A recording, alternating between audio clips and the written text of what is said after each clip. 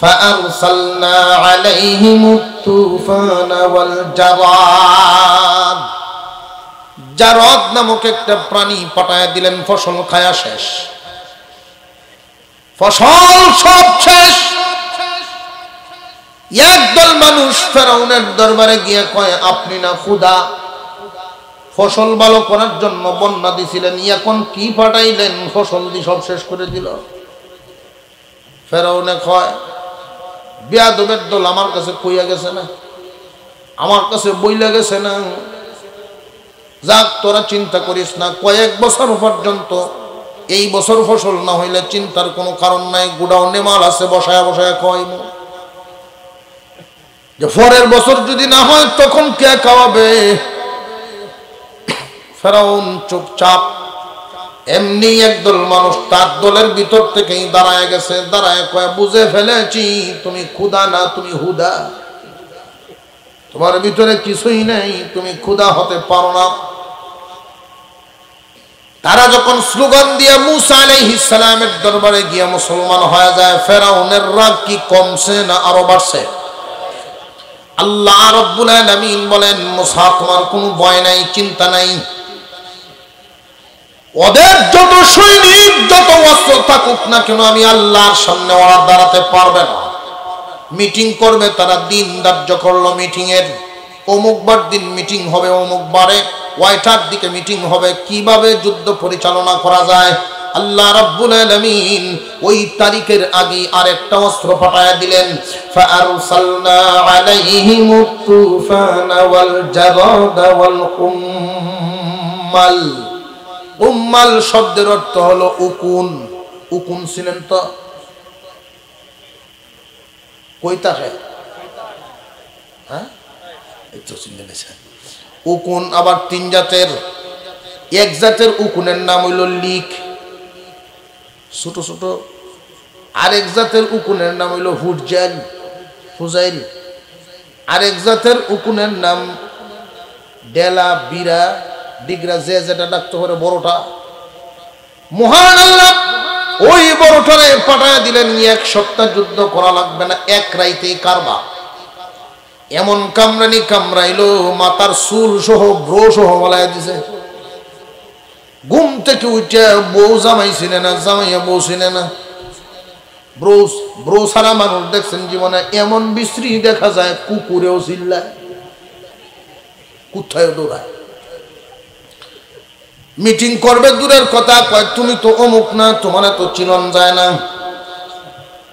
আল্লাহর গজব শুরু হয়ে গেল। মহান আল্লাহ আরেকটা অস্ত্র পাঠায় দিলেন, ফাআরসালনা আলাইহিমুত তুফানা ওয়াল জারাদা ওয়াল কুম্মালা ওয়াদ দাফাদিআ। দাফাদিআ শব্দের অর্থ হলো ব্যাং। ব্যাংকে আল্লাহ পাঠাইলেন মুসা বাহিনীর পক্ষে যুদ্ধ করার জন্য। ব্যাং মিটিং করতে বসছে। ব্যাঙ্গে বলে, আমরা আগে যা অস্ত্র যুদ্ধ করে গেল, প্রত্যেকেরই তো নিজস্ব ক্ষমতা আছে, তুফানের শক্তি আছে, পঙ্গপাল ফসল খায়া গেল, তাদের খাওয়ার শক্তি আছে, উকুনের রক্ত চুষার শক্তি আছে।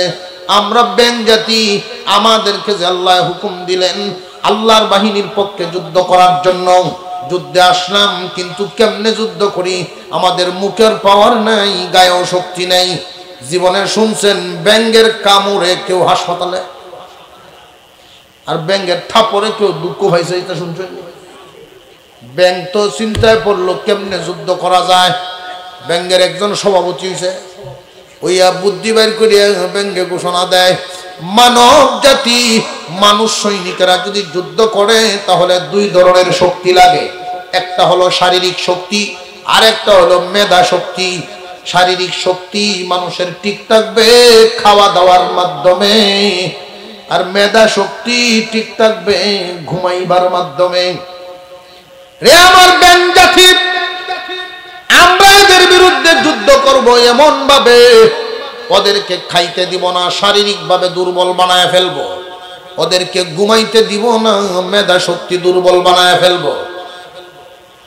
যেই মাত্র ওরা খানা খাইতে যায়, ডাকনা সরায় দেখে খানা পিনা সব ব্যাঙ্গের দখলে, খাওয়ার কোনো ব্যবস্থা নেই, ঘুমাইতে গেছে, গিয়া দেখে খাটের উপরে 1 ফুট উঁচা ব্যাঙের টাল, ঘুমানোরও কোনো ব্যবস্থা নাই। জামা টান দিছে, জামা গাই দিয়া আত্মীয় বাড়ির যে এলাকা ছেড়ে দিব, দেখে জামার পকেট ভর্তি ব্যাঙ। মহান আল্লাহ আসমানের নিচে জমিনের উপরে সমস্ত মানুষকে আদর করে ডাক দেন না, কারণ সবাই আদরের পাত্র নয়। আদরের যোগ্য একমাত্র ঈমানদার। মহান আল্লাহ পাক রব্বুল আলামিন এই আয়াতের মধ্যে ডাক দিলেন, ইয়া আইয়ুহাল্লাযীনা আমানু, হে ঈমানওয়ালু। বড় আদরের ডাক, আদর করে তিনি ডাক দিলেন, ইয়া আইয়ুহাল্লাযীনা আমানু, আদর করে ডাক দিলেন। মহান আল্লাহ আমাদেরকে বড় আদর করেন, ডাকের দ্বারায় বোঝা যায়।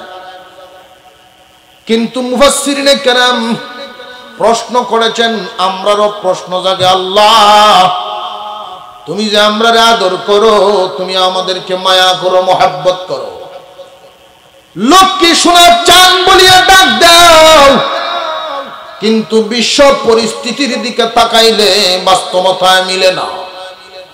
ডাক দিছো আদর করে, কিন্তু কাফেরদেরকে দিয়া ফিটা খাওয়াও। প্রশ্ন জাগেনি না জাগে না? আল্লাহ ডাক দিলেন, আবার আয়াতের শেষ অংশে মহান মাওলা ঘোষণা দিলেন, লাআল্লাকুম তুফলিহুন, তোমরা সফল কাম, ইহকাল আর পরকাল উভয় জাহানে তোমরা সফল কাম। কেউ তোমাদের উপরে আঙুল তুলতে পারবে না, কেউ চোখ রাঙাতে পারবে না। এই দুনিয়ার রাজত্ব, দুনিয়ার ক্ষমতা এবং আখিরাতের ক্ষমতা আমি আল্লাহ তোমাদের জন্য রাখছি। দুনিয়ার রাজত্ব আল্লাহ পাক রব্বুল আলামিন মুমিনদের জন্য ঘোষণা দিলেন। দুনিয়া এবং আখিরাতের সফলতা মহান মাওলাই করিম বলেন, হে ঈমানওয়ালু আমার মায়ার জাতি, দুনিয়া এবং আখিরাত উভয় জাহানের সফলতা আমি তোমরারে দিলাম। কিন্তু এখন দেখা যায় বাস্তবতায় তো দুনিয়ার রাজত্ব মুসলমানের হাতে আছে নাকি? না, ডার আওয়াজে বোঝা যায় আছে, সন্দেহ আছে। মুসলমানরা কথা বললেও হিসাব করিয়া বলা লাগে। দাদার বয়, এরপরে লাল সামরার বয়, সাদা সামরার বয়, কত জাতের বয় আছে ভিতরে। মুসলমানরা নিরাপত্তাহীনতায় ভোগে, জানের কোনো নিরাপত্তা নাই, মালের কোনো নিরাপত্তা নাই, ইজ্জতের কোনো নিরাপত্তা নাই। মহান আল্লাহ পাক ডাক দিলেন, ইয়া আইয়ুহাল্লাযীনা আমানু লাআল্লাকুম তুফলিহুন, হে ঈমানওয়ালা তোমরাই সফল কাম, তোমরাই বিজয়ী। তোমাদের কোনো চিন্তা নাই, তোমাদের কোনো ভাবনা নাই। আমি আল্লাহর বড় মায়ার মানুষ, আমি আল্লাহর বড় পছন্দের এই আসমানের নিচে তোমরা থাকবা যতদিন, আমি আসমান জমিনের বাজার সাজায় রাখবো ততদিন। তোমরা থাকবা না, আসমান জমিনের বাজারও আমি আর রাখবো না। বাস্তবেও লক্ষ্য করে দেখেন, আল্লাহ পাক যে শুধু ঘোষণা দিলেন তা নয়, এই দুনিয়ার রাজত্ব এবং আখিরাতের সফলতা যে আল্লাহ আমাদের জন্য দিয়েছেন, এটা শুধু ঘোষণা নয়, বাস্তবতাও। হিসাব মিলায় দেখেন, লক্ষ্য করুন, পৃথিবীর জমিন পরিচালনা করার জন্য সবচাইতে গুরুত্বপূর্ণ যত বস্তু আছে, যেমন ধরুন তেল, তেলের খনি, স্বর্ণের খনি, গ্যাসের খনি। তেল ছাড়া পৃথিবী চলবে? পৃথিবী চলানোর জন্য গুরুত্বপূর্ণ বস্তু তেল। খুব ভালো করে বোঝেন, তেলের দাম যদি বাড়ে তাহলে সবকিছুর দাম বাড়ে। কারণ তেল এমন একটা বস্তু, এটার দখল কাঁচামরিচ পর্যন্ত আছে। কারণ কাঁচামরিচ তো এখন শুধু এলাকায় না, এক জেলার কাঁচামরিচ আরেক জেলার যায়। তেলের দাম বাড়লে রানিং খরচ হতে পারে। জোরে কর। বিশ্ব পরিচালনার জন্য তেল বিরাট বড় ভূমিকা রাখে। স্বর্ণের খনি, গ্যাসের খনি আল্লাহ পাক রব্বুল আলামিন বেঈমানদেরকে বেশি দেন নাই, মুসলমানদেরকেই বেশি দিছেন। আজকে যদি तमाम পৃথিবীর মুসলমানেরা বয়কট করেন যে আমরা কোনো বেঈমানদেরকে তেল দিব না, দেখবেন কালকেই এদের মাথা নষ্ট, হাজির হয়ে যাবে, গোলাম হয়ে হাজির হয়ে যাবে। কিন্তু আমরা তো নীতি নেই, আমাদের নীতি সরে গেছে, নীতির থেকে আমরা হেরে গেছি। মহান মাওলাই করিম আমার তিলাওয়াতকৃত আয়াতের মধ্যে আল্লাহ বলেন, ইয়া আইয়ুহাল্লাযীনা আমানুত্তাকুল্লাহা ওয়াবতাগু ইলাইহিল ওয়াসিলা ওয়াজাহিদু ফি সাবিলিহি লাআল্লাকুম তুফলিহুন। আল্লাহ বলেন, হে ঈমানওয়ালা, তোমরাই সফল কাম, তোমরাই বিজয়ী, দুনিয়া এবং আখিরাত উভয় জাহানে তোমরা সফল কাম। দুনিয়াতে যতদিন থাকবা কোন জাতি তোমাদেরকে ভয় দেখাতে পারবে না, তোমাদেরকে কোন জাতি ভয় দেখাতে পারবে না, বরং তোমাদেরকে অন্যরা ভয় পাবে। কিন্তু এখন দেখি উল্টা, না ঠিক? উল্টা হওয়ার কারণ কি? আমার তিলাওয়াতকৃত আয়াতে অংশ আছে 5টা। প্রথম অংশে আমার পছন্দের তোমারে আমি আদর করে ডাক দিলাম, আব্দুল্লাহ আব্দুস সত্তার বলিয়া ডাক দেই নাই রে। ইয়া আইয়ুহাল্লাযীনা আমানু, হে আমার মায়ার জাতি ঈমানওয়ালা, তোমরা থাকবা যতদিন আসমান জমিন সাগর পাহাড় দুনিয়ার বাজার রাখবো আমি ততদিন, তোমরা থাকবা না, এই দুনিয়ার বাজারও আমি রাখবো না। সুতরাং তোমরা রুসিলায় রাখছি, দুনিয়ার রাজত্ব আমি তোমাদেরকেই দিব। 3টা শর্ত তোমাদের পালন করতে হবে।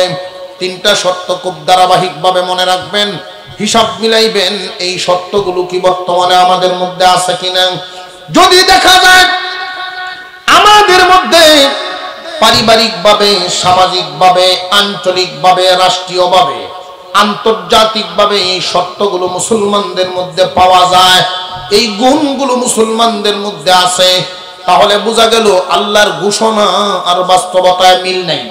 আর যদি দেখা যায় এই গুণগুলো মুসলমানদের মধ্যে নাই, বেশিরভাগ মুসলমান এই গুণ ছাড়া, তাহলে বোঝা যাবে আল্লাহর ঘোষণা ঠিক, আমরা হইলাম বেজাল। কথা বুঝে আসতেছে? আল্লাহ পাক রব্বুল আলামিন বলেন, ইয়া আইয়ুহাল্লাযীনা আমানুত্তাকুল্লাহা ওয়াবতাগু ইলাইহিল ওয়াসিলা ওয়াজাহিদু ফি সাবিলিহি লাআল্লাকুম তুফলিহুন। আল্লাহ বলেন, হে ঈমানদারেরা, তোমরাই সফল কাম দুনিয়া এবং আখিরাতে। কিন্তু 3টা শর্ত। 1 নাম্বার শর্ত হলো ইত্তাকুল্লাহ। 3টা গুণ তোমাদের মধ্যে লাগবে। 1 নাম্বার গুণ আল্লাহর ভয়। আল্লাহর ভয় তোমাদের ভিতরে আনতে হবে। কোন জাতি তোমাদেরকে ভয় দেখাতে পারবে না, বরং তোমাদেরকে দেখে তারা ভয় পাবে। কিন্তু শর্ত হলো তোমার ভিতরে আল্লাহর ভয় আনতে হবে। বান্দারে, তুমি যখন আল্লাহকে ভয় করবা, বাতিল তোমাকে ভয় করবে। আর একটু জোরে কর। তুমি যখন আল্লাহকে ভয় করবা, বাতিল তোমাকে ভয় করবে। তোমার ভিতরে আল্লাহর ভয় যত বেশি থাকবে, বাতিলরা তোমাকে তত বেশি ভয় পাবে। সাহাবায়ে কেরামের জামাত সংখ্যায় কম থাকলেও তারা বিজয়ী হইতেন কেমনে? আল্লাহ নবীর সাহাবীদের সামনে বাতিল দাঁড়াতে পারত না, আল্লাহ ওয়ালাদের সামনে বাতিল দাঁড়াতে পারে না। লক্ষ্য করে দেখবেন, এখনো পর্যন্ত জমিনে আমাদের আল্লাহ ওয়ালাগণ যারা আছেন, এখনো যারা আছেন, বাতিলরা ওনাদের নাম শুনলে এদের মসনদ কেঁপে ওঠে। আল্লাহর ভয় তোমার ভিতরে ঢুকায় দাও, বাতিল তোমাকে নাম শুনলেই ভয় পাবে। বর্তমান জামানার ভিতরে লক্ষ্য করলে, জরিপ করলে দেখা যায় মুসলমান সংখ্যায় যেই পরিমাণ আছে, হিসাব করলে মুসলমানের ভিতরে আল্লাহর ভয়ের পরিমাণ কম। আল্লাহর ভয় মুসলমানদের ভিতরে কম। আমরা কারা কারা আল্লাহকে ভয় করি? হাত তুলতেছে, মাশাআল্লাহ মাশাআল্লাহ মাশাআল্লাহ। হাত নামান নামান। আপনাদের এই এলাকার সবচাইতে বড় গরুর বাজার কোনটা? নাম কি? গরুর বাজার আছে না? প্রত্যেক গরুর বাজারে দেখবেন মানুষ গরু নেয়। গরু যারা কিনে তিনটে কারণ পাওয়া যায়। এক নাম্বার কারণ দুধ পান করার জন্য গরু কিনে, আরেক কারণ হইল হাল চাষ করার জন্য গরু কিনে, আরেক কারণ হইল খাওয়াইয়া মুঠা তাজা করে বেশি লাভ দিয়ে বিক্রি করার জন্য কিনে। এক লোক পাগড়ি টাগড়ি বান্দা আল্লাহওয়ালা মানুষ, সৎ মানুষ, গরু লইয়া গেছেন বাজারে। মানুষে এসে জিজ্ঞাসা করে আপনার এই গরু দুধ কেমন দেয়? কয় আমি জানি না। আপনার গরু এটা জানবো আর একজনে? আপনি জানেন না? না, আমি একদিন দুধ লইতে গিয়া খিরাইতে গিয়া এক লাথি খাইয়া এক সপ্তাহ হাসপাতাল বাঁচলাম। এই দুধওয়ালা দল বিদায়। আরেক দল আসছে, আপনার এই গরু হালে কেমন চলে? সুই তো হলে তুলন সম্ভব না। এই দল বিদায়। আরেক দলে জিগায় আপনার এই গরু কায় কেমন? সারা দিন ঘুরিয়ে বাচ্চা, যদি কিছু ঘাস সামনে দেন ইচ্ছা হইলে খাইতে পারে, নাও খাইতে পারে। এই দল বিদায়। খোলা ময়দানে দাঁড়ায় রয়েছে। প্রত্যেক বাজারও, গরুর বাজারগুলোতে আমাদের এলাকায় বাট্টি আতার পাঞ্জাবি, বড় বড় পকেট, ফতুয়া হিন্দে কিছু মানুষ আছে। আমরা গরুর দালাল। এরকম এক দালাল গিয়ে কয়, চাচা আপনি যেই বক্তব্য দিচ্ছেন কেয়ামত হবে, গরু বিক্রি হইতো না, আমার কাছে দেন। ওই লোকে গরু লইয়া কয়, ভাই সব এই যে গরু হালে ডাইন সাইডে জুড়বেন। যারা গিরসেরা বুঝে ডাইনে দে সবটা মজবুতটা চলবো কিনা চলতো না এই কথা কয় না। ডাইনে তো জুড়বেন, দুধ ইচ্ছা মতো টানবেন।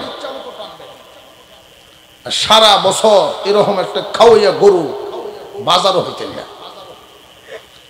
এখন মানুষ ভিড় জমে যাচ্ছে, গরুর কদর তো বেড়ে গেছে। গরুর মালিক আইছে, আইসা এই দালালের কানে কানে কয়, বাবা আমার এই গরু আমি বিক্রি করব। কেন এরকম এক পরিবেশ করছে আমি, আপনি বেচবেন না? কারণ কি?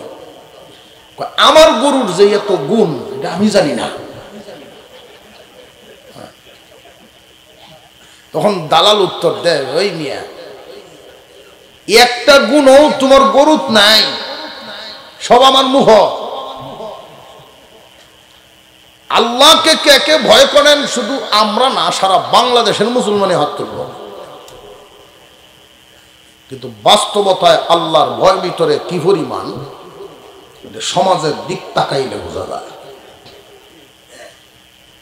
মুসলমান ইমানদার ভাইরা আমার, সত্যি যদি আল্লাহর ভয় আমাদের ভিতরে থাকতো, ফজরের সময় আসসালাতু খায়রুম মিনান নাওম যখন বলা হয়, তখন বিছানায় থাকার কথা নয়, মসজিদে হাজির হওয়া দরকার হয়।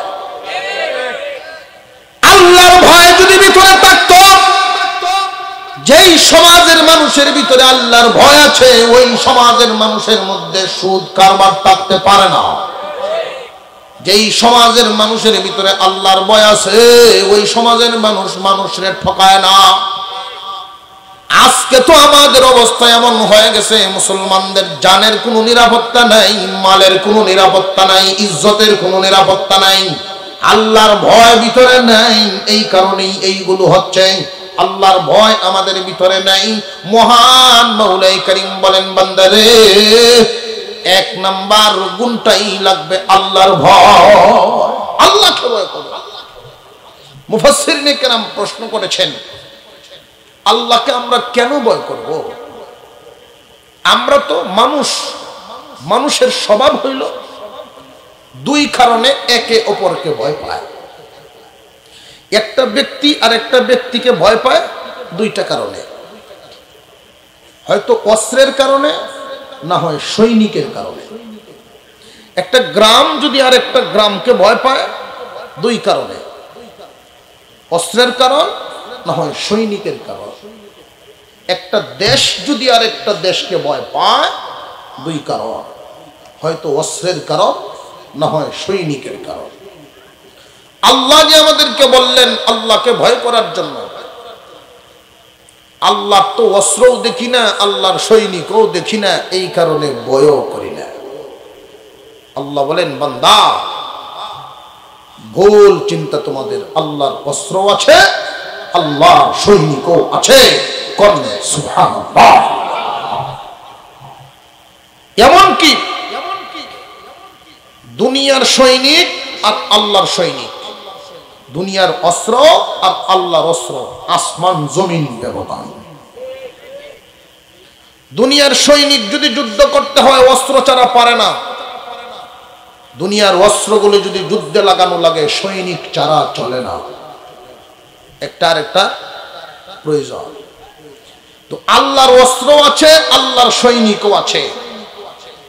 আল্লাহর অস্ত্র যদি যুদ্ধ করে সৈনিক লাগে না, আল্লাহর সৈনিকেরা যুদ্ধ করলে অস্ত্র লাগে না। আল্লাহর অস্ত্র, আল্লাহর সৈনিক। আল্লাহর অস্ত্রের বিবরণ আমি এক দুইটা আপনাদের সামনে দেই।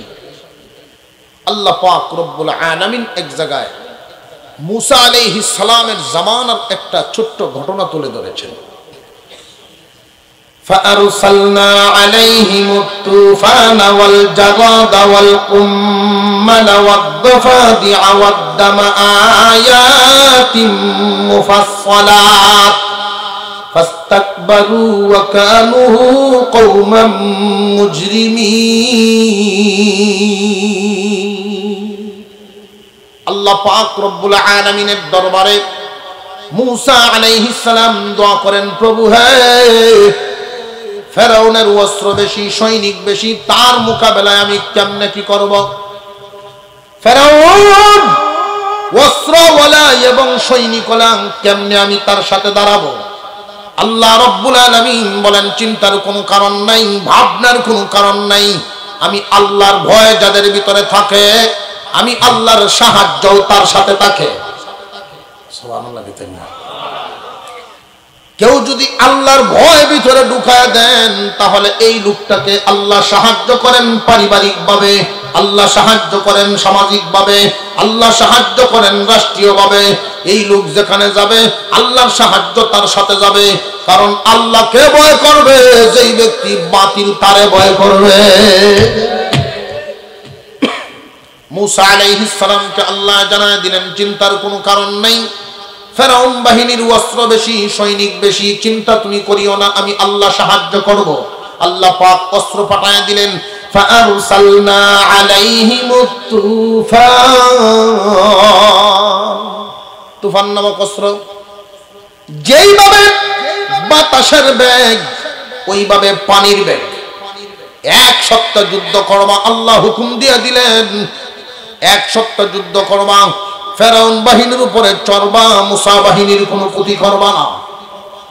পাশাপাশি জমিন, ফেরাউন বাহিনীর জমিন শেষ, মুসা বাহিনীর কোনো ক্ষতি নেই।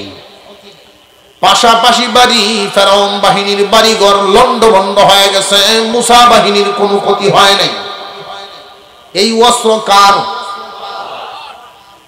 আর আস্তে কোন এই অস্ত্র কার? আপনারা উল্টা কইলে একভাবে, কইলে আরেকভাবে কর, আস্তে কইলে জোরে কর। একবার বউ মারা গেছে, কবরে যে সময় তয় মাথা হাথায় কান্দে, তুই জাহান্নামে যাইস, জাহান্নামে যাইস। তখন সাথের লোকেরা কয়, এই মিয়া শেষ মেশ বিদায় দিলা, এখন কো জাহান্নামে যাইস। আপনারা বুঝতেন না,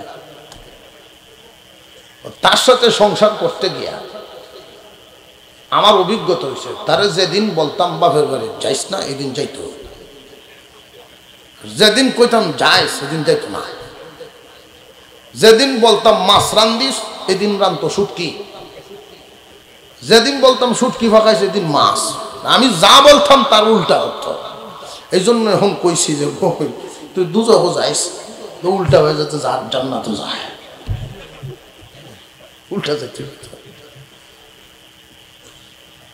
আল্লাহ পাক রব্বুল আলামিন পাঠাইলেন তুফান নামক অস্ত্র। কতদিন ঘুমাই গেছেন গিয়া? এক সপ্তাহ। এক সপ্তাহের ভিতরে এদের অবস্থা এমন হয়েছে যে কেমন বুঝেন, 2 দিন তুফান হইলে এই ভিতরের অবস্থা আমরা কেমন থাকবো। এক সপ্তাহ মোটামুটি সাইজ মুসা নবীর দরবারে গিয়ে সিলিন্ডারের জন্য দাঁড়ায় গেছে। আল্লাহর সাহায্য আইছে, মুসা নবীর কিছু করা লাগছে। গুণ তাদের একটাই, মুসা আলাইহিস সালামের ভিতরে আল্লাহর ভয়, আল্লাহর সাহায্য ওনার সাথে হয়ে গেছে। দোয়া করে আপনি থামায় দেন এই আযাব, আমরা আপনার হাত ধরে মুসলমান হয়ে যাব।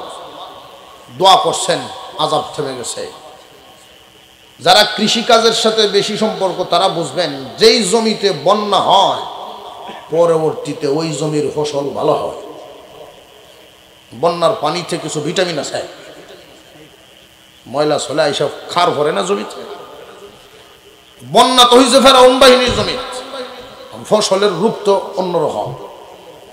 এই বাটপারে ঘোষণা দেয় ফেরাউনে, কয় এই খামা মুসা নবীর কাছে গেছস, তোদের জমা জমি দেখে দেখে আমি খুদা, আমি না খুদা, আমি দিছি বন্যা এটা, তোর জমা জমিতে যাতে ফসল ভালো হয়। কই ও আচ্ছা, আপনি খুদা দিছ? খুদা হ্যাঁ দিছে। তাহলে তো মুসা নবীর বিরুদ্ধে যুদ্ধ করুন যায়। আবার রেডি হয়ে গেছে। মুসা আলাইহিস সালাম আল্লাহকে বলেন, আল্লাহ, ওরা দিয়ে আবার উল্টে গেল। আল্লাহ বলেন, চিন্তার কোনো কারণ নাই, ভাবনার কোনো কারণ নাই, আমার তো অস্ত্রের কোনো শেষ নাই। فأرسلنا عليهم الطوفان والجراد, জারদ নামক একটা প্রাণী পাঠায় দিলেন, ফসল খায়া শেষ, ফসল সব শেষ। একদল মানুষ ফেরাউনের দরবারে গিয়ে কয়, আপনি না খুদা, ফসল ভালো করার জন্য বন্যা দিছিলেন, এখন কি পাঠাইলেন, ফসল দিয়ে সব শেষ করে দিল।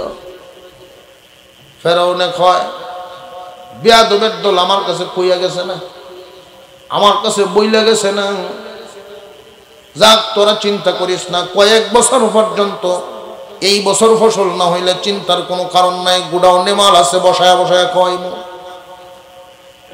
যে পরের বছর যদি না হয় তখন কে খাওয়াবে। ফেরাউন চুপচাপ। এমনি একদল মানুষ তার দলের ভিতর থেকেই দাঁড়ায় গেছে, দাঁড়ায় কয়, বুঝে ফেলেছি তুমি খুদা না, তুমি হুদা, তোমার ভিতরে কিছুই নেই, তুমি খুদা হতে পারো না। তারা যখন স্লোগান দিয়ে মুসা আলাইহিস সালামের দরবারে গিয়ে মুসলমান হয়ে যায়, ফেরাউনের রাগ কি কমছে না আরো বাড়ছে? আল্লাহ রাব্বুল আলামিন বলেন, মুসা তোমার কোনো ভয় নাই, চিন্তা নাই,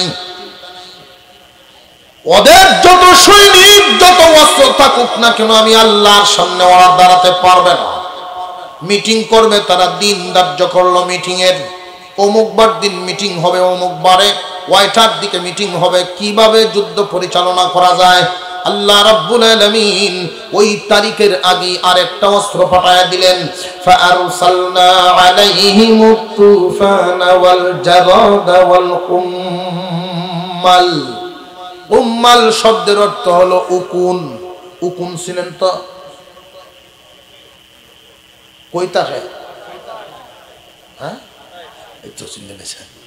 উকুন আবার 3 জাতের, এক জাতের উকুনের নাম হইল লিক, ছোট ছোট, আরেক জাতের উকুনের নাম হইল হুজাইল, হুজাইল, আরেক জাতের উকুনের নাম ডেলা, বিরা, ডিগরা, যে যেটা ডাকতে পারে, বড়টা।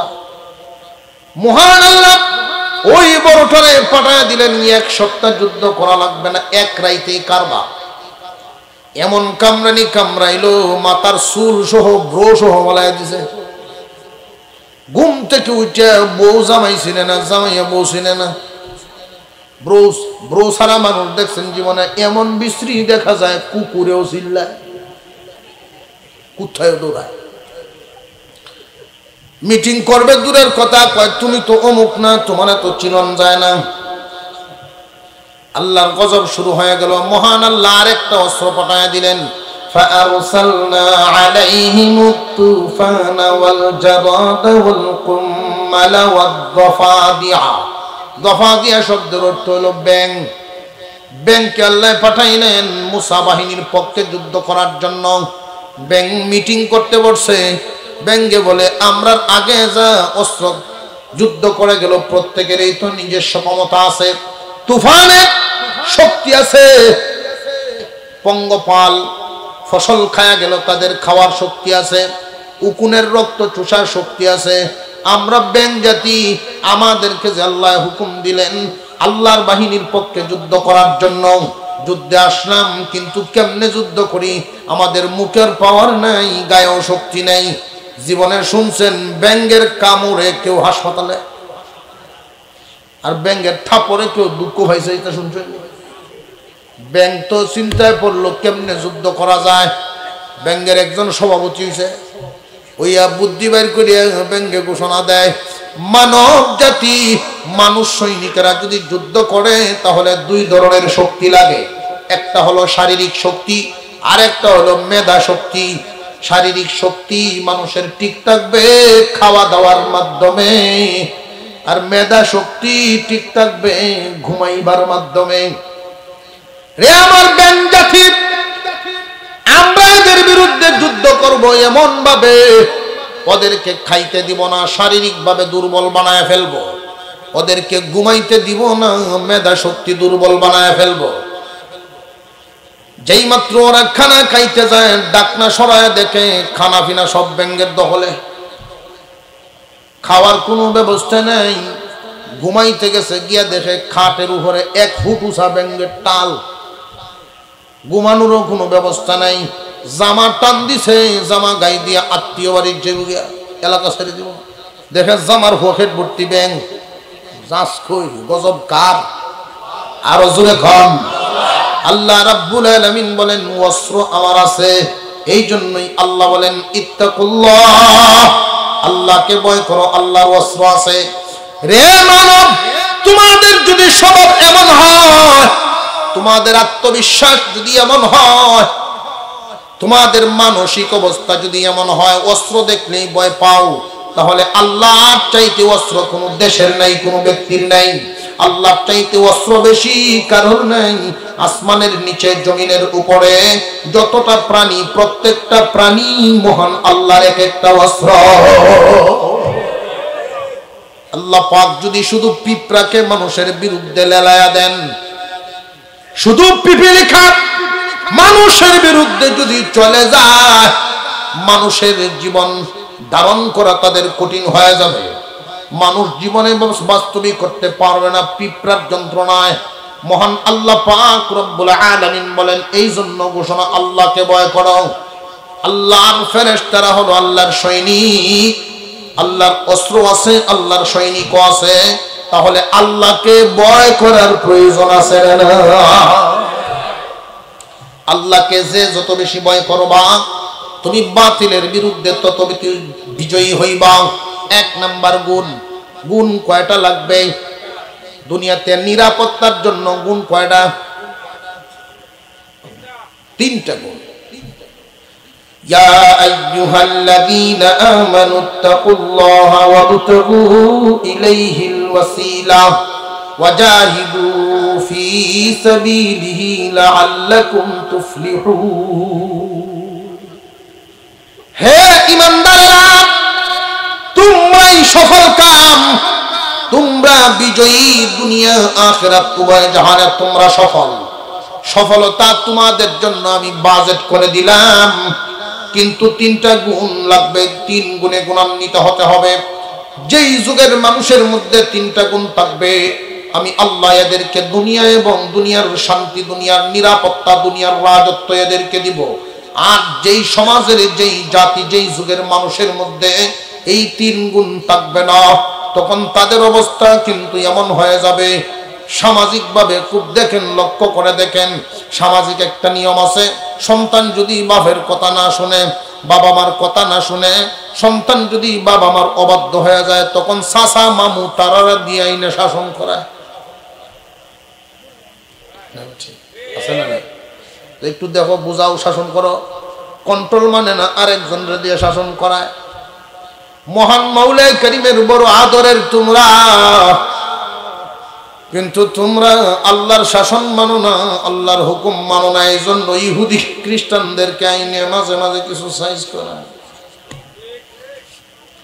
আল্লাহ পাক রব্বুল আলামিন বলেন 3 গুণ। 1 নাম্বার ইত্তাকুল্লাহ, আল্লাহকে ভয় করো, আল্লাহকে ভয় করো।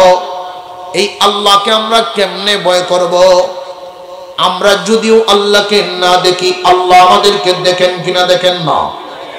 একজন মানুষ যদি ব্যবসা করেন আর যদি এই কথাটা চিন্তা করেন যে আমার আল্লাহ আমাকে দেখতেছেন, কাস্টমারকে ইচ্ছা করলে আমি ঠকাইতে পারি কিন্তু মাওলার চোখে তো ফাঁকি দিতে পারবো না, ওই মানুষটা আল্লাহর ভয় ভিতরে লালন করে সহি ব্যবসা করবে। একজন কৃষক মানুষ যদি আল্লাহর ভয় ভিতরে লালন করেন, ওই মানুষটা ইচ্ছা করলে আইল ঠেলিয়া আরেকজনের জায়গা দখল করতে পারে, শিম ঠেলে আরেকজনের জায়গা, কিন্তু দুনিয়ার জমিনে তুমি করতে পারবা, আল্লাহর চোখে তো ফাঁকি দিতে পারবা না। এই ভয় যদি ভিতরে থাকে তাহলে তার দ্বারা পরের হক নষ্ট হবে না। কোন যুবক যদি চিন্তা করে আমার আল্লাহ আমাকে দেখতেছেন, মা বাবা আত্মীয় স্বজন বন্ধু বান্ধব গণ্যমান্য ব্যক্তিদের সামনে আমি অন্যায় কাজ করলে আমি লজ্জা পাই। ভাইরে, তুমি একটা মেয়ের হাত ধরে তুমি তোমার চাচার সামনে যাইতে পারবা না, লজ্জা লাগে। বাবার সামনে পড়বা না, তোমার লজ্জা লাগবে। একটা মেয়েকে নিয়ে পরিচিত মেয়ের সাথে সম্পর্ক, তুমি সামাজিক ভাবে প্রতিপন্ন হইবা, এই বয়ে, ইজ্জতের বয়ে মানুষের চোখে ফাঁকি দিয়ে দূরে চলিয়া যাও। এমন এক জায়গায় যাও কেউ দেখে না, এমন এক রুমে ঢুকো কেউ দেখে না, কিন্তু আমার মাওলা দেখেননি না? দেখেন না? যুবক যদি এই সময় চিন্তা করে আমার আল্লাহ দেখতেছেন, আমি এই কাজ কেমনে করব?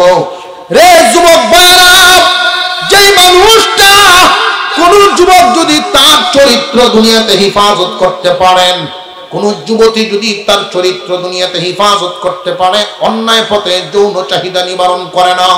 অন্যায় পথ বলতে কয়টা বলবো? শুধু বুঝে রাখেন, ন্যায় পথ জানিয়ে রাখি। ন্যায় পথটা জানলেই অন্যায় পথ বোঝা যাবে। ন্যায় পথ একমাত্র বৈধ পন্থা, স্বামী স্ত্রী ব্যতীত যত পথ সমস্ত হইল অবৈধ। অবৈধ পন্থার থেকে যদি নিজের চরিত্রকে হেফাজত করতে পারে, আল্লাহ পাক রব্বুল আলামিন তাকে 2টা নিয়ামত দিবেন। 1 নম্বর নিয়ামত, এই দুনিয়ার জমিনে যুবক যুবতীরা যতদিন বেঁচে থাকবে, যত দোয়া করবে আল্লাহর দরবারে দোয়াগুলো কবুল হয়ে যাবে। এই পৃথিবী থেকে যেদিন বিদায় হয়ে যাবে কোন গুনার কারণে, অন্যান্য গুনার কারণে, ফেরেশতারা শিকল লাগায় যদি জাহান্নামের দিকে নিতে তাকে আল্লাহ বলবেন ছেড়ে দাও। যৌবন নামক আগুনে যারে দুনিয়াতে জ্বালাইতে পারে নাই, কন্ট্রোল রয়েছে আমি আল্লাহর ভয়ে, আমি আল্লাহ আজকে ওরে জাহান্নামের আগুনে জ্বালাইব না। আল্লাহর ভয় ভিতরে আনবো তো ইনশাআল্লাহ। 1 নাম্বার গেল। 2 নাম্বার, ওয়াবতাগু ইলাইহিল ওয়াসিলা, আল্লাহর নৈকট্য হাসিল করার জন্য, আল্লাহর নৈকট্য অর্জনের জন্য মাধ্যম তালাশ করো। খুব ভালো করে বুঝেন, আগের যেই কথাটা ইত্তাকুল্লাহ, আল্লাহকে ভয় করো। আল্লাহকে ভয় করার 7টা তরিকা। 1 নাম্বার পদ্ধতি হলো, 1 নাম্বার শর্ত হলো আল্লাহর ভয় অর্জন করার 7টা শর্ত। কয়টা? 1 নাম্বার, আল্লাহ পাক যা যা নিষেধ করেছেন নিষিদ্ধ কাজ ছেড়ে দাও। 2 নম্বরে ফরজ বিধানগুলোর উপরে খুব যত্ন সহকারে আমলকারী হয়ে যাও। 3 নম্বরে ওয়াজিবাতের উপরে আমলকারী হয়ে যাও। 4 নম্বরে সুন্নতে মুআক্কাদের উপরে আমলকারী হয়ে যাও। এই যে 4টা পদ্ধতি, 1 নম্বরে গুনাহ ছাড়িয়ে দেওয়া, আল্লাহ যা নিষেধ করেছেন এইগুলো ছাড়তে হবে। 2 নম্বরে ফরজগুলো আদায় করতে হবে। 3 নম্বরে ওয়াজিব আদায় করতে হবে। 4 নম্বরে সুন্নতে মুআক্কাদা আদায় করতে হবে। এই 4 পদ্ধতিতে আল্লাহর ভয় অর্জন হয়। আল্লাহর হুকুমের উপরে আমল করেন। দ্বিতীয় শর্তটা আল্লাহ পাক দিয়েছেন, ওয়াবতাগু ইলাইহিল ওয়াসিলা, আল্লাহর নৈকট্য হাসিল করার জন্য মাধ্যম তালাশ করো। ছোট্ট একটা উদাহরণ আপনাদের সামনে পেশ করি। একজন কর্মচারী কোন মালিকের ঘরে চাকরি করে 10,000 টাকা বেতন, তার ডিউটি হলো 8 ঘন্টা ডিউটি করবে, 10,000 টাকা তার বেতন হবে। 8 ঘন্টা ডিউটি করে প্রতি মাসে 10,000 নেয়। তার সাথে আর একজন কর্মচারী থাকে, সেও 8 ঘন্টা ডিউটি করে 10,000 টাকা বেতন নেয়, কিন্তু মাঝে মাঝে 8 ঘন্টার বাহিরে আরো 2 ঘন্টা ডিউটি অতিরিক্ত করে। মালিক তার প্রতি ওই কর্মচারীর সমান খুশি না একটু বেশি? 2 ঘন্টা ওভার ডিউটি করার কারণে কিন্তু তার নৈকট্য হাসিল পাইল, মালিকের সন্তুষ্টি অর্জন করলো। আল্লাহ পাক ঠিক এমনই ভাবে একটা বিষয় বোঝালেন, রে ঈমানদার, তোমার উপরে যেইগুলো বিধান বাধ্যবাধকতা করা হয়েছে, আল্লাহ নিষেধ করেছেন এগুলো করতে পারবা না, আদেশ করেছেন ছাড়তে পারবা না। আল্লাহর এই হুকুমগুলো ফরজ ওয়াজিব সুন্নত মুআক্কাদার বাহিরে যে যত বেশি অতিরিক্ত নেকামল করতে পারবা, ওভার ডিউটি যে যত বেশি করতে পারবা, আমি আল্লাহর নৈকট্য তত বেশি হাসিল হইব। তাহলে হক্কানি পীর মাশায়েখের সাথে সম্পর্ক গড়লে আল্লাহর নৈকট্য হাসিল করার মাধ্যম পাইবা। ভাইরে ভাই, হক্কানি পীর চিনা তো বড় এখন কঠিন ব্যাপার। বর্তমান জামানায় পীর চিনা বড় কঠিন ব্যাপার। পীর তো আর অভাব নাই, ফিন্দনো সালার শট আছে না নাই, হাতে গাঞ্জার ভোট, মাথা তাছে জট, এটি তো পীরের আলামত। আল্লামা আশরাফ আলী থানভী রাহমাতুল্লাহি আলাইহি বলেন, মোটামুটি ভাবে 3টা আলামত উল্লেখ করা হয়েছে। 1 নম্বরে যিনি পীর হবেন, 1 নম্বর গুণ, তার ভিতরে কোরআন হাদিসের ইলম লাগবে, কোরআন এবং হাদিসের জ্ঞান তার ভিতরে লাগবে। আর নইলে হালাল হারাম নিজেই তো পার্থক্য করতে পারবে না, আরেকজনের রাস্তা কেমনে দেখাইব। 2 নম্বরে সুন্নতের উপরে আমল করতে হবে, আল্লাহর নবীর তরিকায় জীবন যাপন করতে হবে। জুনাইদ বাগদাদী রাহমাতুল্লাহি আলাইহির দরবারে খবর গেল, হুজুর একজন বুজুর্গ আইছেন, উনি বাতাসের সাথে উড়াল দেন। তিনি বলেন, এটা তো পীর হওয়ার জন্য কোনো শর্ত নয়। এক মুরিদ উনার দরবারে 10 বছর কাটায় দিলেন, 10টা বছর কাটাইলেন। তিনি বলেন, এই যে 10 বছর কাটাইলাম, একটা উদ্দেশ্য নিয়ে আসছিলাম হুজুর, উদ্দেশ্য হাসিল হইল না, আমি আর থাকবো না। কি উদ্দেশ্য আইছিলা তুমি? আমি আসছিলাম কোন অলৌকিক কারবার, কেরামতি দেখবো, কারামতি দেখবো। কোন কারামত দেখতে পারলাম না, 10 বছর গেল। শুনেছিলাম আপনি পীর, পীরের এত কারামত ঘটায়। খুব ভালো করে জানবেন, কারামত ঘটানোর ক্ষমতা কি পীরের নেই? আরো জোরে কন, পীরের তো কারামত ঘটানোর ক্ষমতা নাই। আল্লাহ পাক মাঝে মাঝে পীরের মাধ্যমে কারামত প্রকাশ করায়া তার ইজ্জত সম্মান বাড়ায়া দেন। জুনাইদ বাগদাদী রাহমাতুল্লাহি আলাইহি এই কর্মচারীকে প্রশ্ন করেছিলেন, রে ভাই, 10 বছর তুমি আমার দরবারে রইলা, কোন কারামতি দেখতে পারো নাই, একটা কথার জবাব দাও। 10 বছরের ভিতরে চলতে ফিরতে, উঠতে বসতে, খাইতে ঘুমাইতে, বাথরুম করতে, গোসল করতে, কোন সময় কি, কোন কাজে কি আল্লাহর রাসূলের সুন্নতের বিপরীত চলতে আমারে দেখছো নাকি? যে না হুজুর, তা তো দেখি নাই। রে ভাই, 10 বছর পর্যন্ত তুমি একজন মানুষকে আল্লাহর রাসূলের তরিকার উপরে চলতে তুমি দেখেছো, এর চাইতে বড় কারামত আর কি দেখতে চাও? আল্লাহর রাসূলের তরিকায় যিনি জীবন যাপন করেন, এর চাইতে বড় কারামত আর কি দেখতে চাও? বর্তমান জামানায় তো এমন, কেউ যদি একটু ফু দিয়ে পেটের ব্যথা ভালো করে ফেলে, ফু দিছে এমনি পেটের ব্যথা ভালো করছেন আল্লাহ, তো ফির হয়ে গেছি। বর্তমান জামানায় বাটপারি কিন্তু যত বন্ড ফির আছে, যত বন্ডা আছে দেখবেন বন্ডার বাটপারি ছাড়া গতি নাই, বন্ড হয় বাটপা। আমাদের এলাকায় একজন বড় আলেম ছিলেন, আল্লামা মুবারক আলী রহমাতুল্লাহি আলাইহি, দেওবন্দের বড় আলেম, দেওবন্দ মাদ্রাসার বড় একজন আলেম ছিলেন। উনি এত বড় আলেম, বহু প্রবীণ আলেম, আল্লামা হুসাইন আহমদ মাদানী রহমাতুল্লাহি আলাইহির যুগের ছাত্র ভাই, সেই যুগের ছাত্র ভাই উনি। উনার কাছে খবর আসছে, হুজুর আমরা এলাকার মধ্যে এক বন্ড ফিরাইছে, এমন কারামতি দেখাইছে সারা দেশের বেটা বেটি সব পাগল হইছে। পুরুষ পাগল 1000, মহিলা পাগল 5000। পুরুষ মুরিদ 1000, মহিলা মুরিদ 5000। তখনই বুঝে ফেলছেন বন্ডের আলামত, বন্ড ফিরের আলামত। দেখবেন আলেম ওলামা কম যাবে, পুরুষের তুলনায় নারী বেশি যাইব, বন্ড ফিরের আলামত। হক্কানি পীরের দরবারে আলেম ওলামা বেশি আসা যাওয়া করবে। মুবারক আলী রহমতুল্লাহ আলাইহির কাছে যখন এই খবর আসছে যে উনি এমন এক কারামতি দেখায়, রাত্রে সন্ধ্যার পর থেকে নিয়ে জিকির, হালকা জিকির শুরু হয়, নাচানাচি, তালাতালি। 11টা 12টা যখন বাজে রাত্রে, তখন পানি দিয়া জাল দিবে, গুড় অথবা চিনি, আর পানি দিয়ে শুধু জাল দিবে, চাল লাগবে না। চাউল ছাড়া মিষ্টি আর পানি দিয়ে জাল দেওয়া হবে। আর পিসা হুজুর ওযু করে উনি ওনার বরকতি লাঠি মোবারক আছে, এই লাঠি মোবারক নিয়ে বিসমিল্লাহ কয়ে এভাবে গোরান দিবেন। এমনি দেখবেন সিন্নি হয়ে গেছে, পায়াসের মতো হয়ে গেছে। আর এটা খাবে। হুজুর বলেন এটা হইল মুসা নবীকে আল্লাহ যে গুণ দিছিলেন, মান্না সালওয়া, আমি তোমাদের জন্য আল্লাহর কাছ থেকে এটা ছায়া আনছি। তোমরা শুধু মিষ্টি আর পানিতে জাল দিবা, আর আমি লাঠি দিয়ে গুরান দিলে এটা পায়াস হইব, চাউল দাম লাগতো না। মান্না সালওয়া তৈরি হইব, এটা খাইবা, রোগ মুক্তি হইব। ফিরের মুরিদ হাই রে বাবা রে বাবা।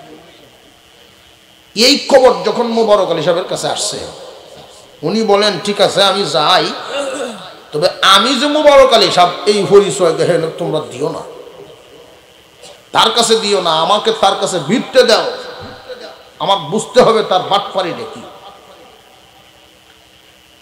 উনি দেওবন্দে পড়াশোনা করছেন। আলেম ওলামা যারা হন তারা কি বুকা হয়? আলেম বেকর।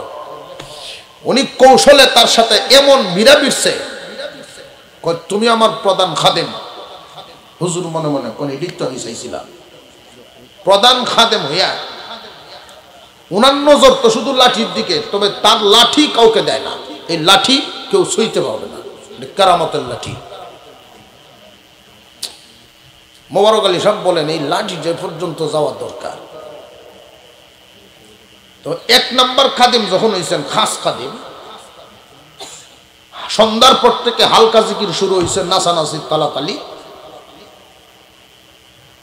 রাত্রে যখন 11টা বাজে, তখন উনি ইস্তেঞ্জায় যাবেন, ওযু করবেন, 2 রাকাত নামাজ পড়বে, এরপরে লাঠি নিয়ে নাড়া দিবে বরকতের ডেগের মধ্যে। ডেগ ও কি, যেমন ভিড় এমন ডেগ। মোবারক আলী সাহেব লাঠিতে হাতে নিলেন। উনি যখন ইস্তেঞ্জায় ঢুকছে বাথরুম, তো উনি লাঠি হাতে নিয়ে দেখেন, উনি বাবা এত ওজন লাঠি, এত মোটা, স্টিলের। উনি বুঝতে লাগছেন যে উপর দিয়ে একটা সুইচ সিস্টেম আছে, এটার মধ্যে টিফা দিলে নিচে দিয়ে ফাঁকা হয়, নিচে দিয়ে ফাঁকা হয়। 3 থেকে 3.5 কেজি চাউল হাঁটে এদের ভিতরে। 3 থেকে 3.5 কেজি চাল এই লাঠির ভিতরে পড়ে। আর যখন লাঠির মাথা পানির নিচে দিয়ে উপর দিয়ে টিপ দিয়ে ঘুরান দেয়, চাউল তো পরে ভায়াস হয়। এটা মান্না চালুয়া।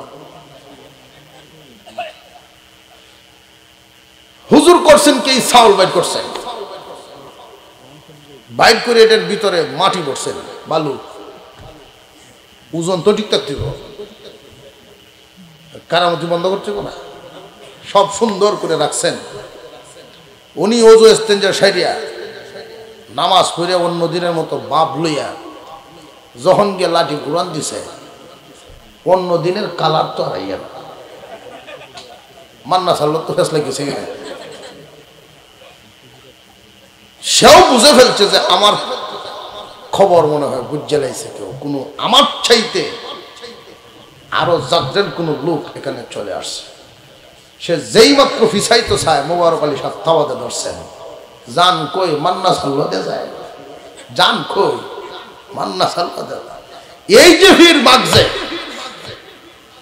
আইজো বাগলো খাইজো বাগলো।